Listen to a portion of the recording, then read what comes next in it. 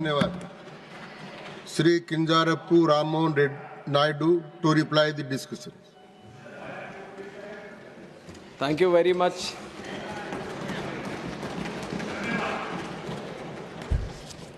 Thank you very much, sir, for giving me the opportunity.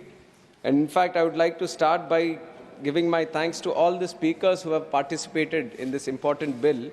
And right from Syed Nasir Hussain ji, Raghav Chadda ji, Shambhu Patel ji, Sagarika Ghosh ji, Kanimoi ji, Ghanshyam Tiwari ji, Ramji Lal Suman ji, Niranjan Reddy ji, Shri Brijlal ji, Sulata Dev ji, HD, former Prime Minister who is also here, HD Devegowda ji, Fauzia Khan ji, Santosh Kumar ji, Bhim Singh ji, Haris Biran ji, Geeta Chandra Prabha ji, A. Rahim ji, Parmal Salam Singh ji, Mission Ranjan Das ji, Ramchandra Jangra ji, Ajit Madhavrao ji, Priyanka Chaturvedi ji and Sushmita Dev ji.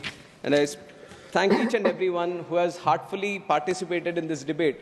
And through this debate, many suggestions which are very, very important for us as a ministry to know. Some of the feedback is very, very important for us to know that has come through all the speakers. And some have maybe crossed the line a little bit and used this debate for their own political purposes. I would not delve too deep into that because that is something the opposition, it has a right to do it and it keeps doing it all the time. But I'll keep the debate very positive and I'd like to comment on all the important suggestions that have come in. And I would like to start also by addressing the elephant in the room, which is about the name of the act, Bharatiya Vayuyan Vidhayak. I also understand that it might be a little difficult thing to pronounce for a lot of people. गले में अटकता होगा ये, पर कोई शर्मिंदा की बात नहीं है इसमें. कोई ये ऐसे वो शर्मिंदा होने की कोई बात नहीं है. This is something you have to know the intention with which the government has put this name. That is ये है कि भारत की जो विरासत है, संस्कृति है, जो पहचान है, उसको दिखाने की, दर्शाने की एक प्रयत्न ये 3 वर्ड अभी रखने की है. इसमें कोई कॉन्स्टिट्यूशनल वायलेशन कहीं पे भी नहीं है. जो भी आर्टिकल्स मेंशन किए गए हैं, उसका कोई भी कहीं पे भी उसका opposition या कुछ किया नहीं है. One of them is Article 348(1) has been mentioned, which is about the authoritative text. That is definitely in English, it is there. And also the bill is, it's been mentioned about Article 120, but that also there is no violation about it. And the official language act also, it is in accordance with it. So there is no point of constitution, but there might be a feeling that something has been imposed. And I also am a very proud Telugu person. I speak Telugu language, I write Telugu language, and I am proud of my culture and my upbringing. So you might be questioning, you are a Telugu person, how can you allow this kind of this thing? अरे हमारे तेलुगु में भी भारत तो भारत ही बोलते हैं. वायु is also a Telugu word. So Bharatiya Vayuyan Vidhayak becomes half Telugu for me also. So it is a mixture of all the languages here. It is like everyone coming together, we want to this thing. With the colonialization, there has been a small cocoon that has been developed. And it is, let me reply, sir, I have carefully listened to each and every one. No matter what the allegation is, whatever the suggestion is, I have listened to each and every one, and I'll address the chair. So when this whole colonialization happened, we were created like a cocoon. Now, under the leadership of Honorable Prime Minister Narendra Modi ji, we want to break that cocoon and bring the butterfly out and show the colors of true India, and that is what we are doing here. And this name is a small indication towards it. The text is there in English, so there shouldn't be any problem for any English-speaking person to in fact get afraid that there are 3 words here. कभी तो अभी लगेगा कि Copernicus lane है यहाँ पे, किसी के गली में अटकता है तो बदल दे क्या उसको? कॉपरनिकस लेन तो है ही. And my name is Kinjarapu Rammohan Naidu.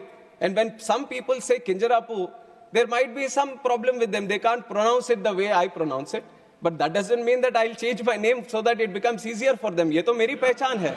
और उसी तरह अभी शायद ये 2 बार बोलने से 3 बार बोलने से थोड़ा मुश्किल होता होगा. But India has gotten used to so many things, sir. I think they will get used to this one also. Bharatiya Vayuyan Vidhayak is just to create the identity of the languages. On top of that I've seen, you are mentioning about other languages also. I was not understanding why Hindi was brought in. Vayuyan is also a Sanskrit word, in fact. And if you really want to appreciate the languages, the culture of this country, I would like the opposition to also appreciate that on 3rd October of this year, the cabinet has made 5 languages as classical languages, which are Marathi, Assamese, Bengali, Pali, and Prakrit. If you really love the languages, you should appreciate the decision of the government and how much this NDA government protects and promotes the languages of India. We recently celebrated the Constitution Day also, and on that day, we have proudly released the Constitution not only in English and Hindi, but we have done it in Sanskrit and Maithili also. So you see that there is a whole conscious effort that all the languages should be given their importance, all the languages should be protected, and all the languages should be promoted. I think this is one point that I wanted to make regarding the language debate that has been going on, sir. And on top of that, Udan, I have already given the numbers during my opening speech also on how the numbers have doubled, in fact, from 2014 to 2024. Now we have gone through the numbers. We have seen all the airports coming up. We have seen the lot of passenger traffic being increased. Sometimes when we go through it, when it becomes a normality, we kind of feel that it is just a regular thing that has been happening. But if you have to compare it with the other developing countries or developed countries, then you would see that how doubling a number in 10 years is very, very difficult, sir. And that is something which has been a challenge for India also. And that challenge has been successfully addressed, and we have doubled the number of airports, doubled the number of passenger traffic that we have, and doubled the number of aircraft fleet. But for us, I can proudly say, under the leadership of Modi ji, aviation is not just looked upon as how many. I also agree to a certain point that it's not about just the numbers. Numbers I'm giving to show you a picture on how much progress we have made. But if you look at the true sense on why we want to promote aviation, why we want to make it one of the best sectors in the country, in the whole world, because when we talk about aviation, we talk about tourism. When we talk about aviation, we talk about economic activity. When we talk about aviation, we talk about real estate growth. We talk about job creation. When we talk about aviation, we talk about industry. When we talk about aviation, we talk about commerce. We talk about trade. And we talk about aviation, we talk about culture. And when we talk about aviation, we talk about agriculture also. And that is why aviation is a very important nodal sector that needs to be given that push.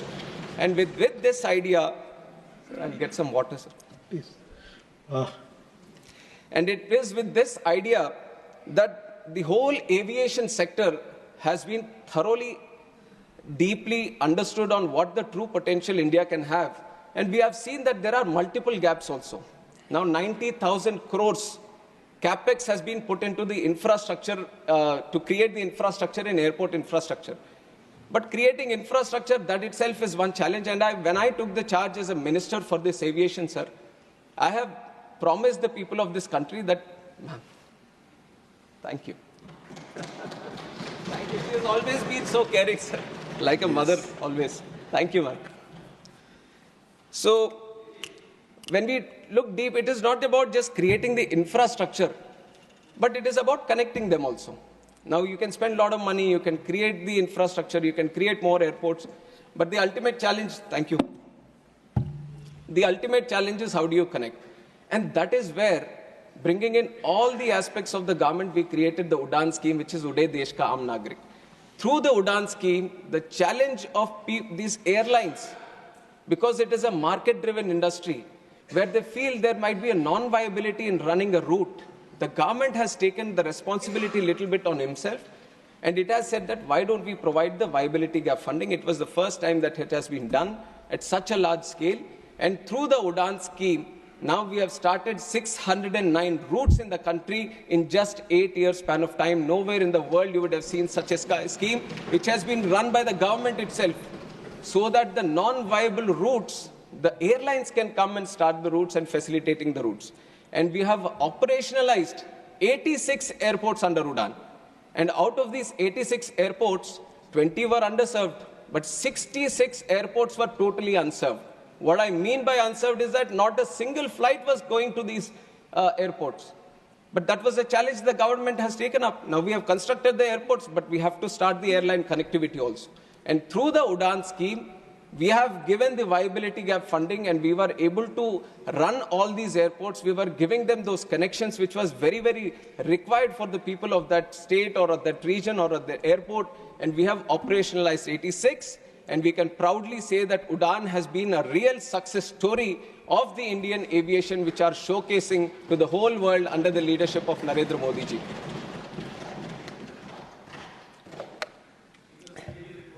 And why I say the whole world, sir?